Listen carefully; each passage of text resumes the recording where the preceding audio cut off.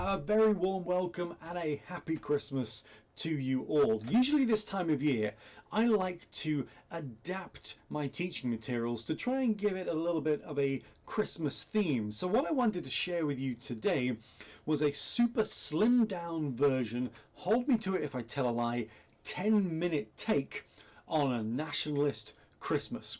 So this is exploring the way in which nationalism began to make use of not just Christmas but traditions in a much more general sense as we move our way sort of out of the 18th through the 19th and then into the start of the 20th century. I always maintain nationalism really sort of gets kick-started in the 19th century. By the time we get to the 20th, it's pretty well established and it's one of the most powerful isms on the planet. So much so that well-established religious practice and the trappings of the season are powerless to resist the influence of nationalism. This image here is absolutely one of my favourite examples. Say here, where is it? Here, over there. This is just a brilliant example of the way in which you have sort of state manipulation of very familiar traditions. So the Christmas pudding, as we've come to be familiar with, might better be described as an empire Christmas pudding. You can see here in the little instruction list in terms of what you have to buy and what you have to gather to put into your pudding, has empire and colonialism all over the thing. Canadian flour, Australian or South African raisins, Australian sultanas, Australian currants, demerara sugar, chopped mixed peel, English or Scottish beef suet, and then English cooking apple, Jamaican rum. You have your cherry picking of the wealth of the empire there. So when you are sitting down to enjoy your Christmas pudding, what you're actually doing is partaking in a brilliant form of banal British nationalism. And you see at the bottom of this poster as well, buy British goods, ask, is it British? So you get this sort of from an ideological perspective, an almost weaponizing of Christmas tradition. And this wasn't something new. I mean, we're looking at, for the most part, I'm going to show you some images from the early part of the 20th century. But you can cast the importance of the Christmas or the plum pudding, as it was earlier referred to, back into much earlier periods. Here's a pretty familiar image. I'll try and make me a bit smaller here. Pretty familiar image of Napoleon trying to carve up his piece of the plum pudding. You can see at the top the title of this satire, "The Plum Pudding is in Danger." So this is something that we see replicated time and time again. John Bull, another classic figure in terms of British nationalism. John Bull sort of serves as a precursor to the bulldog. You're sort of seeing a transition here. The bulldog, as we get into the 20th century, will become far more synonymous with British nationalism. But prior to that, John Bull, and you see John Bull appearing in satires end of the 18th into the 19th century as well, as this physical personification and manifestation of Britain. And here he is standing in front of the Christmas pudding, and it's dressed up with all the various trappings, but he's defending it. So he's not just defending Christmas here, he's defending British institutions, British tradition. This is one of the reasons why I keep saying tradition is so important, because the passing down of traditional practices reinforces certain expectations about what the state is and what the state should be. And the Christmas pudding in part feeds into that. And in no small part is that down to the earlier empire narrative that we just saw. Tuck into your Christmas pudding, you are supporting the empire. Now, you see the ramping up of the nationalistic narrative as you move into the 20th century, where I've already said from an ideological perspective that the Christmas pudding was weaponized. Well, go into the context of the First World War and you get scenes where the pudding itself is almost literally weaponized. This is one of my favourites. The Kaiser gets his Xmas pudding in the neck. So here we see the Christmas pudding being fired out of the cannon and smacking into the back of a German soldier's head. Now, of course, why is this important? Well, you've got to go back to that earlier image about the Empire pudding. So the pudding becomes manifestation of not just the empire, but of Britain itself. All the sort of the power, the wealth, the influence of the British nation is subsumed into this one pudding, which then becomes weaponized. The other thing I love about this is a Christmas card, or postcard. That might be a more accurate description. But this is an image that is being circulated and posted back to people at home, which again conveys a certain narrative about warfare. In whereabouts are we? Right above me, there we have a very happy, smiley British soldier behind his cannon. You know, well, that looks great. War looks brilliant and fun, and that's the sort of narrative that's being sent back. It's one of positivity, cheerfulness. Generally a good time had being all. It's the propaganda machine working in full swing. And it actually sort of triggered a series of these Yuletide postcards. Another classic example here, the compliments of the season as a British soldier is about to launch over a hand grenade with some holly in the top. Now, of course, this is sort of making a mockery of the realities of warfare, but it's cherry picking the particular narrative and sort of carefully crafting what sort of stories get sent back home. And again, you can see here, I mean, this is a brilliant variety of these cards and postcards coming out of an early 20th century context. The one, where are we? The one over there on the left-hand side, the British soldier with his bloodied bayonet. Okay, this is something that you're sending to people at Christmas.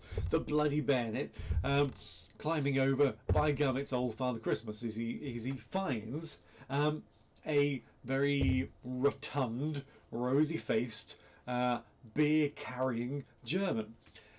And that's our nationalism playing out once more. It's enshrining certain stereotypes, negative stereotypes, you know, alcoholism, indulgence, laziness. These are the sorts of images that are being conveyed about the German soldier from the British perspective, but it's being delivered through the medium of Christmas. So again, it elevates the status of the British narrative as one of positivity. It presents a narrative of negativity about the Germanic side. Slightly more balanced perhaps on the other image, but the one I like about the one above us is, and let me just slide myself out of the way here. We can see, where are we, on that side, the Somme pudding. Yeah. So the Christmas pudding, the Empire pudding as was, now takes on another meaning, but it's a narrative which will be familiar. So, you know, the Somme pudding is sort of filling the void, if you like, for the representation of Britain through pudding-based mediums. But anybody looking at that in that period of time will have had that long lead-in of the nationalisation, not nationalising, privatising, not that sort of nationalising, a nationalising in terms of ideology of the pudding. And they will have grown up with that and had that expectation. Of course, this is a narrative from a British perspective. You can flip it and look at what's happening from the German perspective as well, where, again, Christmas cards and Christmas postcards are being liberally produced for the same period of time. And it's conveying similar narratives. Not so much focused or obsessed with what's happening with the British soldiers or creating negative narratives about them, but certainly about presenting positive narratives about German experiences in a war setting and sort of the general experience of German Christmas. So with the Kriegsweihnachten, the war Christmas cards. And you see this branding appear on a whole host of images appearing in this period, going on from the 1940s, from 1914 onwards. And here we have a nice collection of German soldiers, tell by the hat. reading out their Christmas cards, and they've got their Christmas presents, and again they're having a wonderful time of it. We also have depictions of wounded soldiers in these war Christmas cards. He has a friend in this one. She's eyeing up that Christmas present with a lot of enthusiasm. He has a slightly lusty look on his face and is probably considering other things. But nonetheless, what's important is the narrative that's being sent home is, yes, the soldiers are getting wounded, but yeah, no, tis but a scratch. You know, he can carry on and have a wonderful time of things at Christmas. And we also get depictions in a Germanic setting of war in the trenches as well. And once again, it is a narrative of positivity and happiness. Look at them. It's like all this talk about how terrible the First World War was. Look at these fellas. I know they've got their beer, they've got their music, they've got their decorative hearts. They're having a great time. Again, it's cherry picking the narratives, but critically sending messages back. So again, Christmas being utilised to shape certain narratives and certain perceptions about warfare, and of course the nation as well. And this is just a small selection of the sorts of images that are coming out in this period of time. I'm a little bit in the way of the British one. So here we have fundraising efforts from the Red Cross, but utilising the Christmas narrative. We have the Germanic narrative in the middle, and way over there we have an example from the States as well, which again carries on with the same sort of tropes. Lots of happy, smiling soldiers, Uncle Sam, Christmas, and the soldier all sort of lined up together, having a great time of things. So you get this sense. We'll just finish on this one because nutcrackers, again, as we revisit the Germanic context, nutcrackers by and large maintain a militaristic narrative, and you know these entertaining examples, casting things into a French revolutionary context with the one in the middle. You have this warfare narrative which is played out in these decorative little items, or functional items depending if you're using them properly, established for a significant period of time. And so almost Christmas becomes associated with warfare, with conquest, with the greatness of the state, as these images are brought into the home and sort of placed in positions of prominence and become the focal point of ceremony, which again I think is really interesting. I mean, if I'll finish off and leave it on that image of the Empire Christmas pudding. This is, as I said at the beginning, banal nationalism at its best. This is subtly emphasising the importance of the nation in that particular setting, which I think is a fascinating thing to come out of, again, latter part of the 19th, early part of the 20th century. So perhaps a question to ask yourself is, where do you see other examples of nationalism rearing its head in the context of Christmas traditions and celebrations? Is it happening at the moment? Can we pull out examples of where nationalism is prevalent in our current practice of Christmas celebration? And will it become more prevalent next year as we go sort of full Brexit and see how things play out there in a sort of an ideological context? It should be an interesting year in that respect.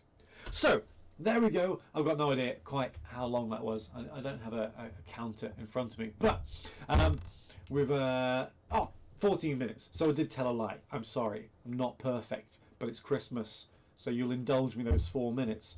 Indulge me this as well. It is a Pokemon Christmas jumper. It's possibly the last thing we do before Christmas, so let's open my last Unified Minds Pact. There's nothing nationalistic about this, but it didn't feel appropriate or practical to do the card opening whilst we were talking about Nationalist Christmas. So, shall we see if there is a Christmas present hiding in here? Always looking out for that Mewtwo card. Let's have a quick blast on this. What have we got? Fire Energy.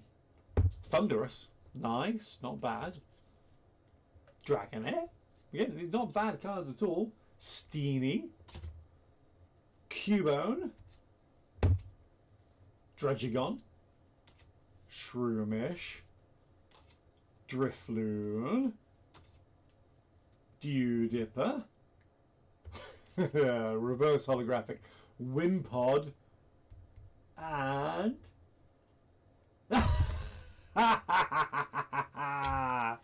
the Wish Granter itself, a beautiful Jirachi. How about that? Jirachi GX to end the academic year for a formal run. That's beautiful. So there we go, guys. Have a wonderful Christmas. I hope it's going to be balanced, not overly nationalistic. And we'll see you in the new year, guys. Cheerio!